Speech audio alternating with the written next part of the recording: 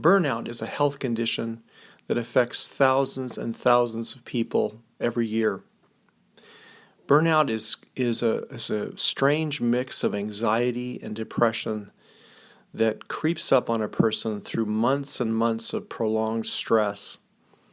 And if you've ever had a time in your life when you just hit a wall and you felt like your life, your body, your brain was shutting down, you may have been experiencing burnout. Today we're going to look at what to do about it when you realize you have it.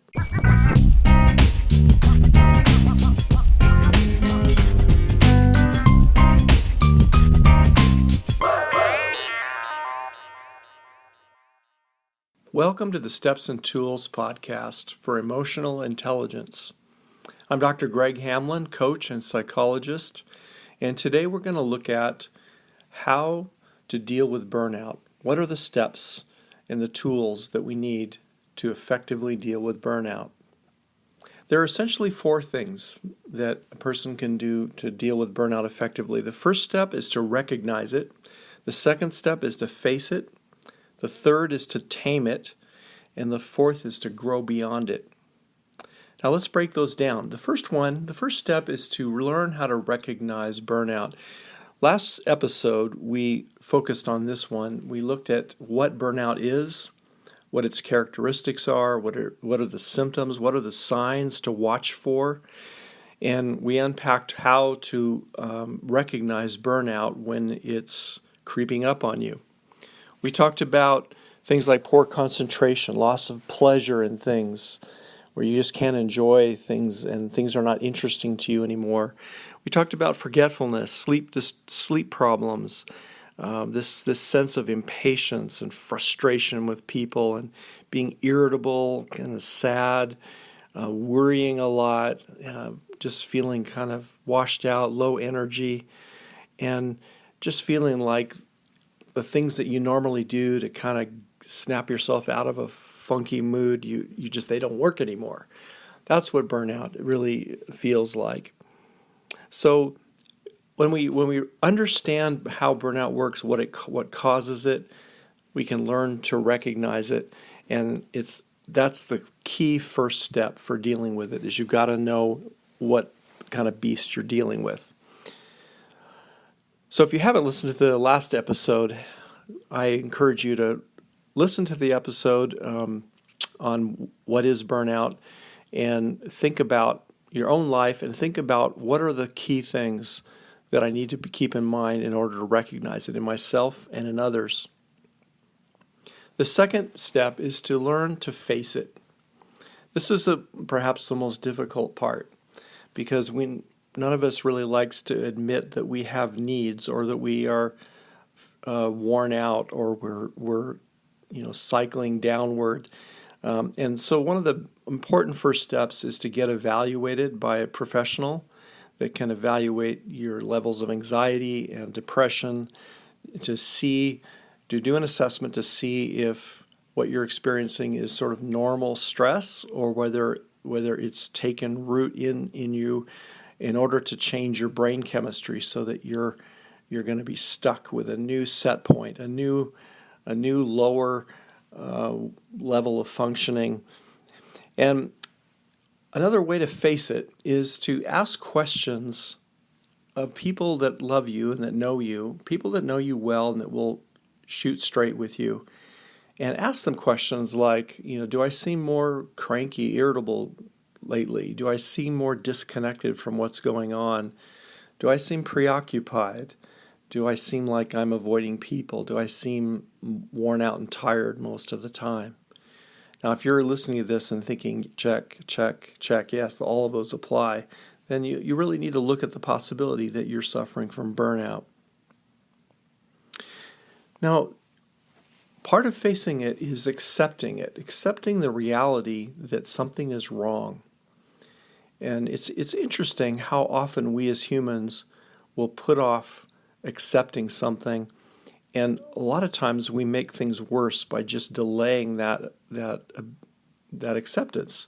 I often use the illustration of a wave. If you're in the ocean and a big wave is about to crash onto you, you can pretend it's not there, but if you accept that it's coming, that it's going to smack you right over the head, then you can prepare for it and you can do something about it. So part of accepting it is being realistic, being practical, and making up your mind to just do whatever it takes to get out of burnout. The third step is learn how to tame it. Learn how to tame your burnout. It's like a beast. It's like a hungry, wild, ferocious beast that's living in your space. And when you're not looking, it'll take big chunks out of you when it's hungry. And burnout can rob you of so many exquisite pleasures in life, so many wonderful experiences. It can rob you of the joys of relationships, of satisfying work, of dreaming and realizing your dreams through your efforts. And so one of the first ways to tame burnout is to just start making some small changes. And for example, a really easy first step would be to download the Headspace app from the App Store, and it's in both the Google App Store as well as the iPhone App Store.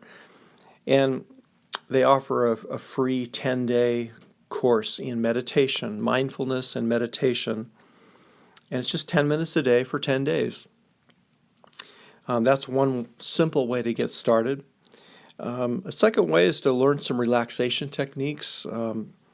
I have an audio training course at one of my websites at stepsforchange.com.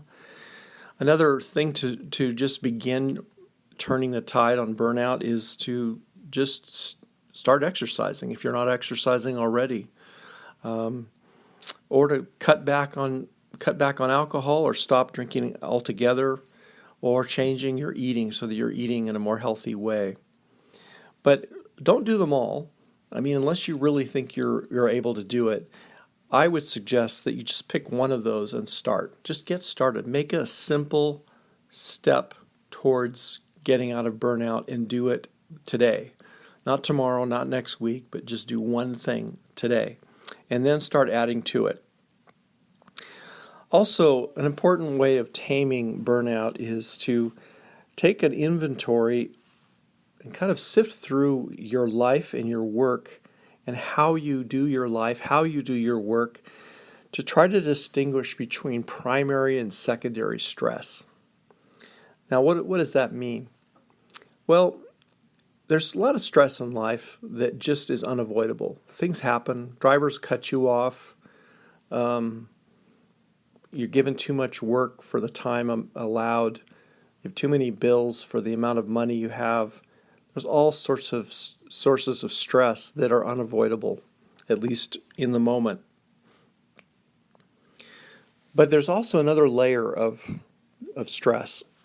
And this layer is the really burdensome one. And that second layer, what I call layer 2 stress, is the stress that we experience because of the way we react to things. It's the stuff that goes on inside our head, in our gut, in our emotions, the dysfunctional patterns of thinking. And these kinds of things are what make things twice as stressful, sometimes several times as stressful as they need to be. And so when I talk about taking inventory, what I'm referring to is looking through how you do your work. If you're a manager, how do you delegate or not delegate? How do you use your time? Do you take breaks? Do you find ways to refresh and rejuvenate yourself throughout the day, throughout the week? Or do you just apply brute force to everything? Or do you ask for help? Are you able to collaborate with people and maybe share some responsibility so that something isn't quite as taxing? Or sometimes just deciding that this is a task that it's going to be less stressful if I do it myself.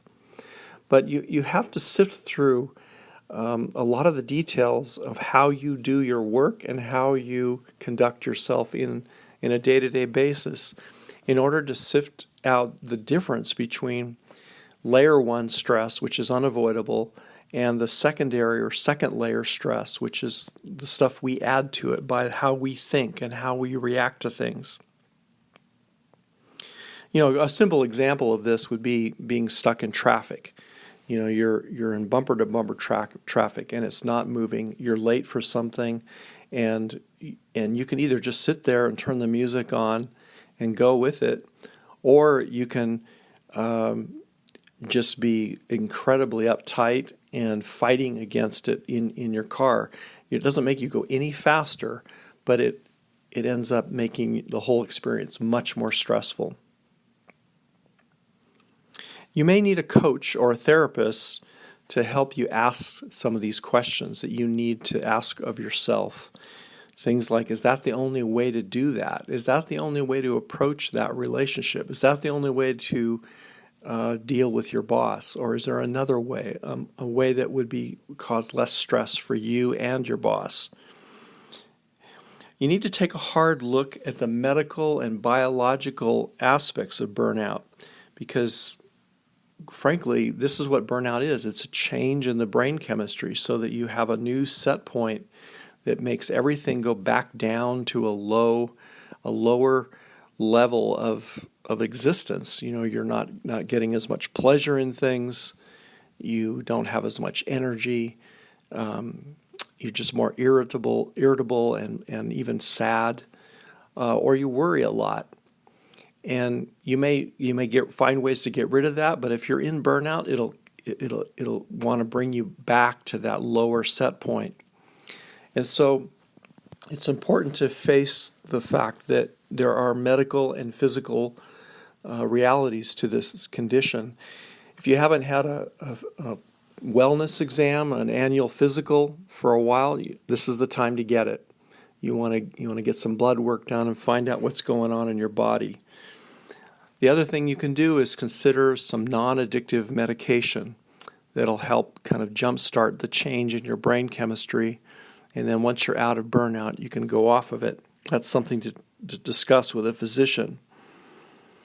Another aspect of taming burnout is trying to approach problems and challenges in different ways. Be your own best scientist, your own best experimenter. Try to look at your whole life in terms of where are my stressful ruts and habits that just keep perpetuating my frustration, my irritation, and my sense of helplessness. And look at them and try different things. Go a different way to work. Try to do things in a different order, but start experimenting and notice what happens. A lot of them won't go well, but if you have a few of your experiments yield some results, then you will have reduced some stress by at least a little bit. Another helpful way to tame it is to look at your thought patterns and use some worksheets to start recording how you think about your challenges and your stressors. Because what you'll often find is there are driving thoughts that take you down a road that makes everything worse and increases your secondary stress or your layer 2 stress.